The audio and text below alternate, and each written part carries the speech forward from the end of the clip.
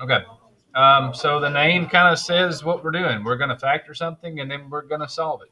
And we kind of talked about this a little bit a while back, but basically what we're doing is that when we're solving it by factoring it, we're telling it, or we're finding out where this quadratic equation is going to cross the x-axis. Now we can find the vertex like we were doing before, with the negative b over 2a and doing that route with it. But in this case, this is going to tell us where it cross the x-axis. The reason we'll do this by factoring is that a lot of times it's not, it's a lot of times. Half the time it's not going to be whole numbers. Sometimes it is, sometimes it's not. It just depends on the equation, how we're going through this thing. But here's the biggest thing when we're solving by factoring.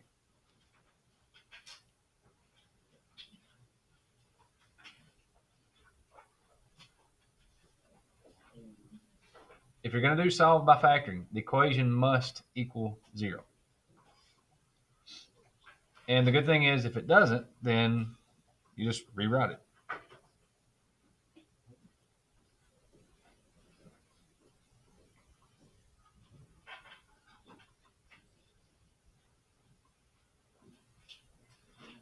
And again, usually that's going to be just moving maybe one or two terms from one side to the other side. So the equation must equal 0. If it doesn't, rewrite the equation so it does.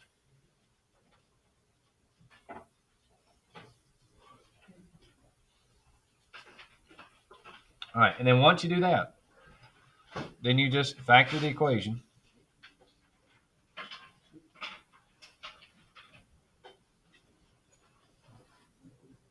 And then you set each parentheses equal to 0, and then you solve.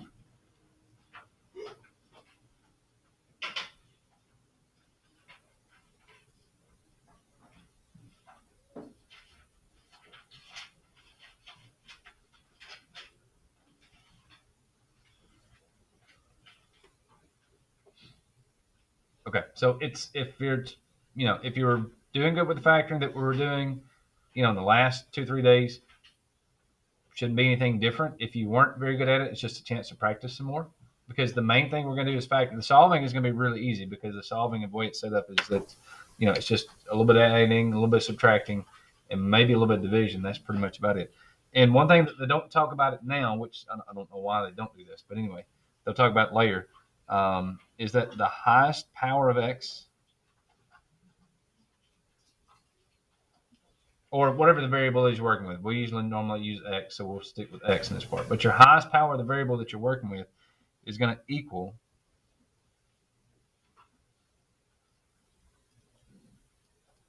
the number of solutions. So if you start off with x to the third, you're looking for 3 solutions. If you start off with x squared, you're looking for 2 solutions. If they happen to give you x to the fourth, then you're looking for 4 solutions. So it just depends on the numbers and depends on how this thing is going to go.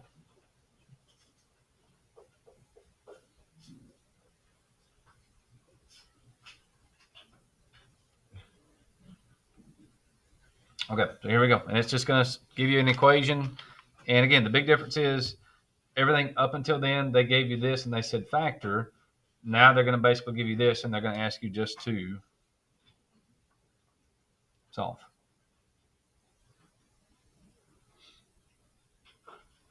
All right, so very first thing is it's x squared. So we know we're looking for 2 solutions. And again, we're basically just forgetting that this equals 0 for a minute, and we're just going to factor this like we normally did. We're going to find the factors of negative 14, and the sum's got to equal negative 5.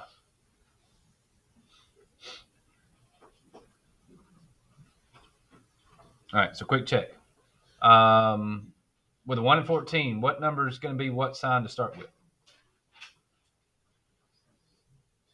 All right. I mean, but we know, okay, so we're going to get 2 and 7. How do we know which number is going to be positive, which one's going to be negative? All right.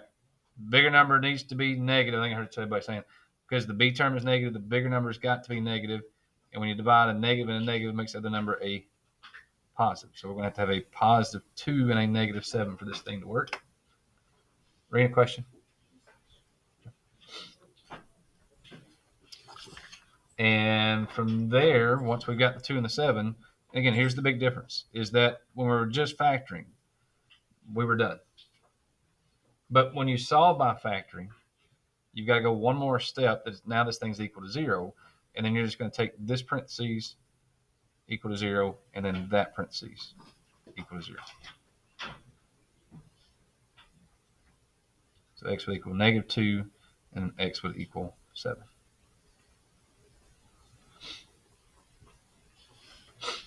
Okay, so if you're good at factoring, you should be good at solving by factoring because you're just taking, again, everything we were doing before is that we would stop here if we were talking about everything up to this point. The difference is today, if you're solving it, you just take each parentheses and set each parentheses equal to 0. So it's just going that one little extra step that's there.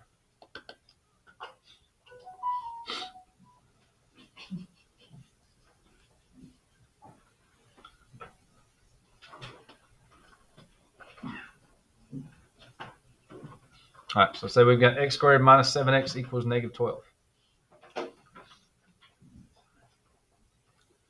And again, if they tell you to solve by factoring, it's got to equal 0. So the very first thing is just add 12 and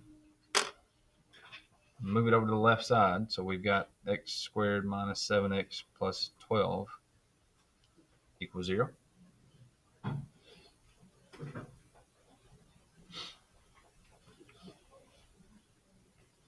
Right, so we're looking for the factors of positive 12. We want the sum to equal -7. All right, not going to be 1 and 12. Not going to be 2 and 6. Only way you can get 7 is with 3 and 4. Again, B term is negative, so the bigger number's got to be negative.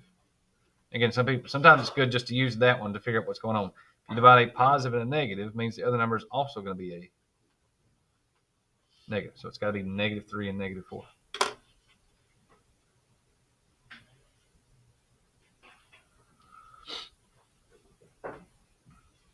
All right, and again, if we were just factoring, we would stop here and we're done. But because we're solving it, we got to go one more step. That's taking each parentheses equal to 0. In that case, we would add 3. In that case, we would add 4.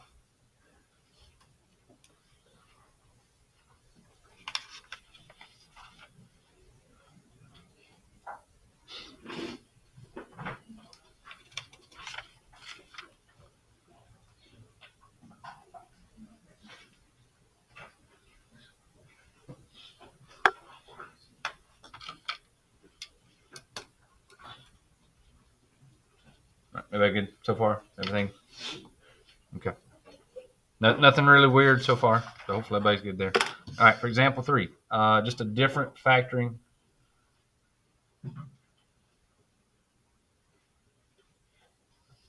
Because we got 9x squared minus 25 equals 0.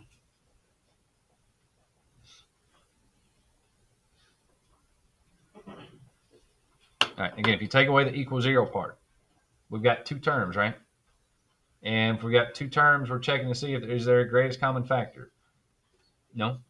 But then hopefully you'll go, okay, well, if it's two terms, then the only other thing it could be is perfect squares, which means this would be 3x times 3x. This would be 5 times 5. And there's a minus in the middle. So you can make one of them 3x plus 5 and make the other one 3x minus 5. And the good thing is when you do the difference, if it's difference of perfect squares, it's kind of good because if you solve one parentheses, if you solve this one, because we're going to add 5 to both sides and then divide by 3, because the two things are basically identical except for the sign that's in the middle, whatever this number is, this one's going to be the exact same answer, but it's just going to be a negative. And with Math Excel, sometimes, and I'm okay if y'all do this on the test, is that if you've got the same number where one sign's positive and one's negative, sometimes in Math Excel there's a plus minus button that you can use that would let you do that. Again, test wise, you can do like two different answers like this, or if you want to do, that with a plus minus button, you can do it that way too.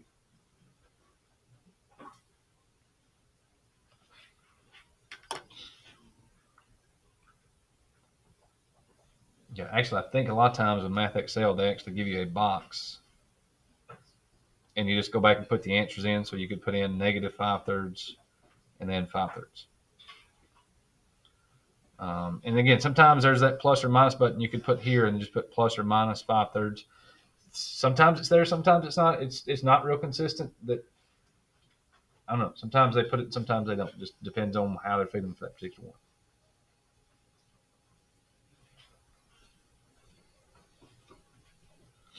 Okay, and this is good practice because these are the ones I think y'all sometimes struggle with.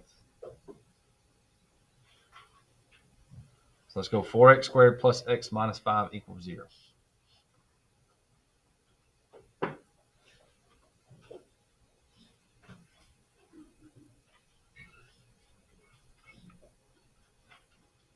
Okay, so if you're looking back on the blue sheet, it's 3 terms. Again, if it's equal 0, we'll look at this part. We've got 3 terms.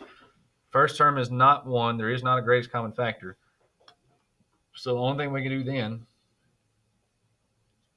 is multiply those two things together. So we're going to do 4 times -5. So we're going to look for the factors of -20, where the sum is going to equal. In that case, again, there's an understood 1 that would be there. So the sum would be +1.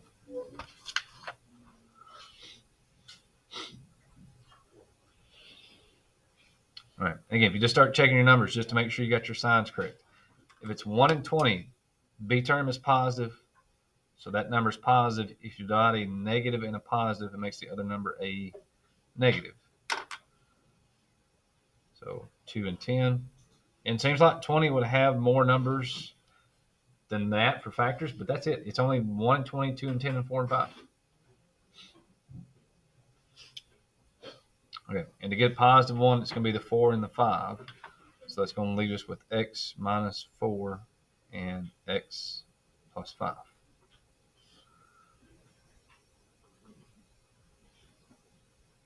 Okay, but here's what you got to remember. Because we multiplied by 4 in the beginning, the numbers are two. Because if we did 4 times 5, that would be 20 on that last number. This number's at -5. It's too big, so we got to go back then and divide by 4 to take out the multiplication that we did in the beginning. So we always got to balance this thing out. All right, good news is 4 divided by 4 is 1. So that'll simplify for this one. And we're going to go ahead and do bottoms up. I'm going to actually show you a shortcut tomorrow we could do this one with, but just so we stick in the mode of factoring and going through like we've been doing with factoring, we're going to go ahead and do it this way. And then tomorrow I'll show you a little bit of a shortcut. So we've got x minus 1 and then 4x plus 5. And again, if we were factoring, that's where we would stop. But with solving, we'll go that one extra step and set both parentheses equal to 0.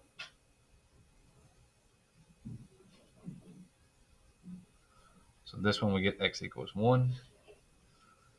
This one we would subtract 5 from both sides to get 4x equals -5. And then divide by 4, so x would equal -5/4.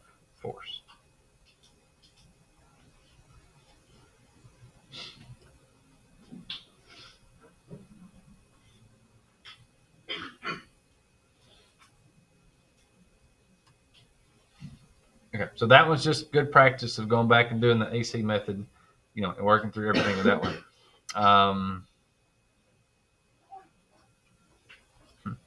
Let me do this. Let me give you one more that's kind of a twist. Let me let y'all just see what you can do, and then we'll practice it and kind of see what happens.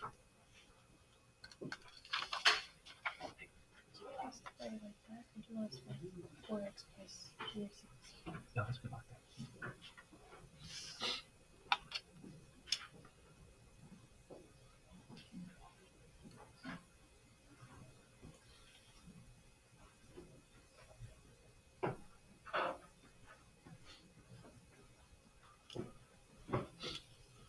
Okay, so here's what I want you to do. Take that problem. If you don't want to put this on with your notes, if you want to just like scribble this out on another piece of paper, just to see what you can do. But do the factoring on this one, see what you can come up with. Give you a couple minutes, and then we'll bring it back in and see what we get for an answer on this one. Okay, so very first thing is probably want to add this 24x back over here, right? So we got everything back on one side. So you've got 2x to the third minus 14x squared plus 24x equals 0. All right, now you do have three terms, and the first term is not 1, but here's where your life will hopefully get a little bit easier. If you look through this one, everybody okay that you've got 2, 14, and 24? They're all even numbers. You can divide them all by 2 first, and they all have an x. So let's take a 2x out of everything. All right, so if you do that, that'll make that just x squared. Negative 14 divided by 2 would be negative 7. We're going to take one of the x's out. We've got one left over. 24 divided by 2 is 12. You take the x out, then you're good to go there.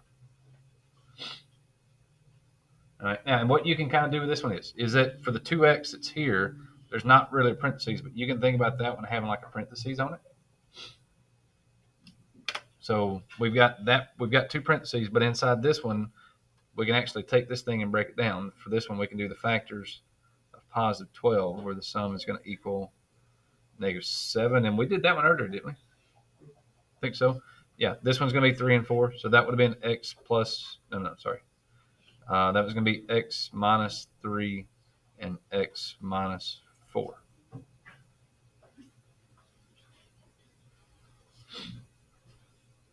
Okay, and somebody may say, what about the 2x that was in front of it? Well, again, that 2x is really like having a parentheses in around it. So you've got basically 3 sets of parentheses now. So we can do 2x equal to 0. We can do x minus 3 equal to 0. And x minus 4 equal to 0. And again, if you think about it back here, we said that whatever this highest power is, we've got x to the third. That's telling us we're going to look for 3 answers. And so that's going to give us the 3 answers that we're looking for here. If you divide by 2, that's just 0. If we add 3, and then we add 4, so then that would be the 3 answers that we're looking for there.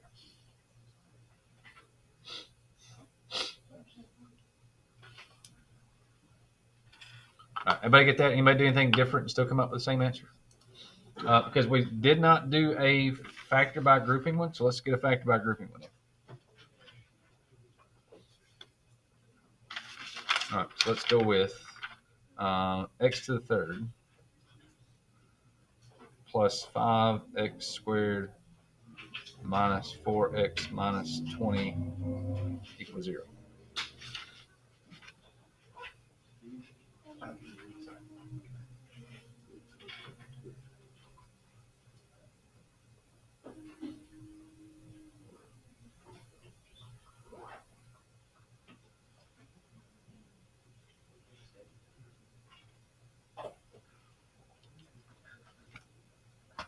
All right, and again, with 4 terms, factor by grouping, there's only one thing you can do. You're going to group the first 2 terms together.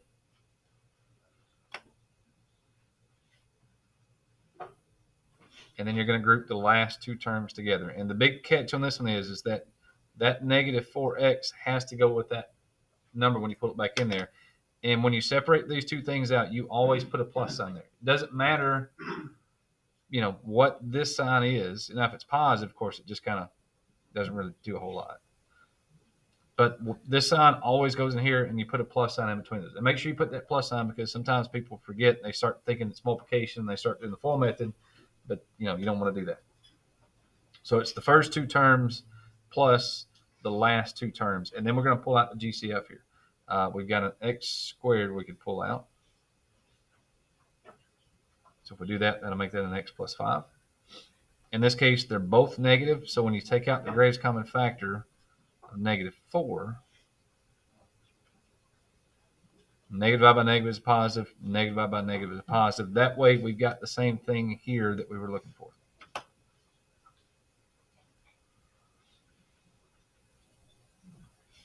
Okay, and then for factor by grouping, one more step. We're going to take whatever was in front of the parentheses, and we're going to put those 2 things together.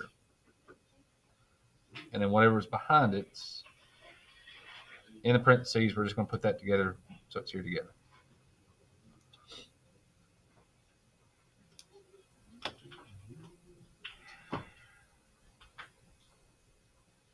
Okay, and the x plus 5 hopefully should be easy, right? Just set that equal to 0. But what about x squared minus 4? What do we have to do to get that to go down? Difference of squares, right? So in that case,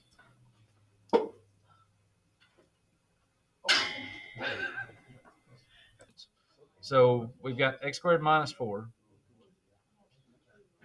equal to 0. You can look at this one a couple different ways. If we stick with what we've been doing, it's perfect squares. So that would be x times x. That would be 2 times 2. So that would make it x plus 2 and x minus 2.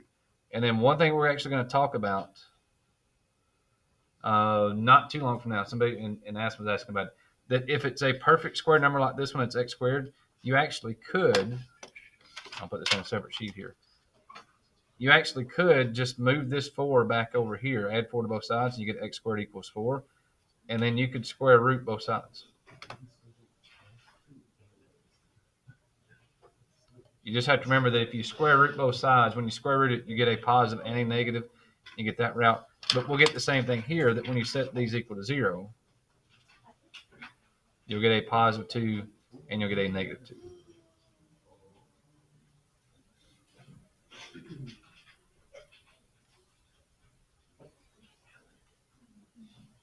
Okay, but again, we started off with x to the third, so we're looking for 3 answers. And there's our 1, 2, 3 answers you have. Again, no particular order, doesn't matter. Negatives, positives, as long as you've got those 3 answers, positive 2, negative 2, negative 5, the order you put those in, it does not matter. That's just what we're looking for.